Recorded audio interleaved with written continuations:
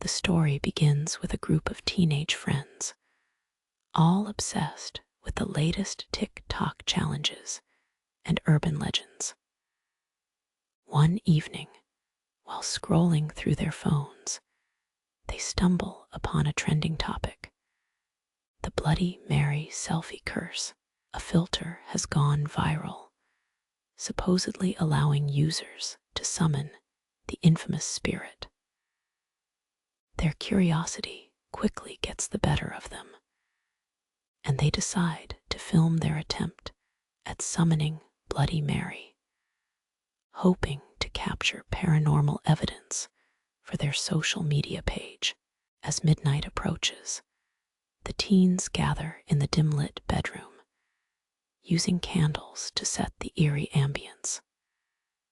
With giggles and mock trepidation, they activate the phone filter, which overlays a haunting mirror image over their own.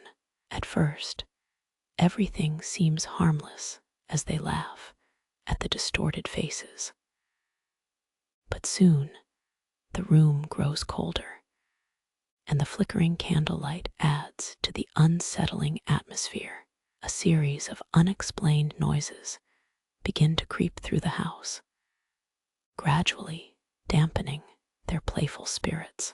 As the night wears on, a sense of unease takes hold of the group. Eerie, whispered voices seem to echo through the walls, and the temperature drops further, frosting their breath. One by one, the teens begin to notice discrepancies in their mirrored reflections. Their duplicated images hesitate, blink at odd intervals, or seem to watch them with greater scrutiny. Panic starts to replace excitement as they realize the challenge might be more than just a viral hoax. Captured by both fear and fascination, one of the teens, Emma, decides to test their predicament further. She waves a hand in front of her face to see how her reflection responds. To their horror, her mirror image doesn't mimic her movement. Instead, it laughs silently, lips parting in a way that shows no humor, only malice. Her heart pounds as she drops the phone, but her friends, intrigued, urge her to continue.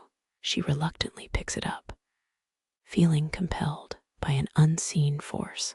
Despite their growing fear, the teens find themselves captivated by the surreal horror unfolding before them. As they experiment, trying to make sense of their distorted reflections, one of them suggests leaving marks on their reflections. Instead, with trembling hands, they trace symbols across the mirror with lipstick.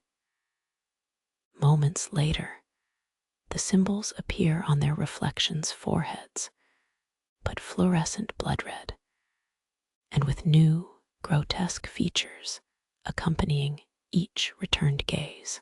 Feeling more desperate, they decide to stop playing along and try to break this terrifying curse.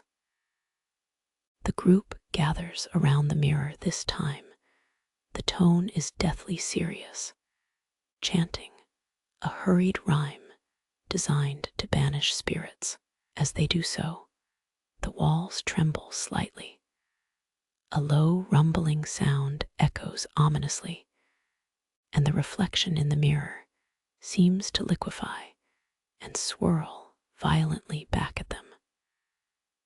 A sense of dread weightily spreads through their chests, as if their very hearts are restrained by invisible hands.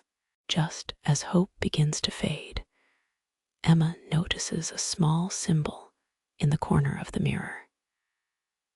It seems to pulse with an inner light, almost like it's inviting her to touch it. There's an inexplicable pull towards it, an encouragement whispering gently at the edges of her mind. Her instincts scream against it, warning her that this is the trap. Yet she reaches out, feeling pricks of icy currents surge upon contact, and the room suddenly begins to shift into disarray. Upon touching the symbol, a chilling scream reverberates through the air, resonating from the mirror itself. The teens stagger back, disoriented, as reality and reflection blend, dizzying and indistinguishable. They see multiple images of themselves spiral outwards, each more distorted and grotesque than the last. The room itself feels like it is closing in, space warping unnaturally, threatening to swallow them whole. The chaos begins to escalate further as their reflections start manipulating physical reality, causing small objects to move independently in the room. Terrified, the group is forced to confront their darker selves, those reflected images, asserting thoughts of their own. There's a struggle, as some are enticed by the sinister suggestions of power and dominance emanating from the mirror, promising greatness if only they would blend into its side, realizing they must escape before the mirror world fully encompasses them. The teens band together, abandoning their phones.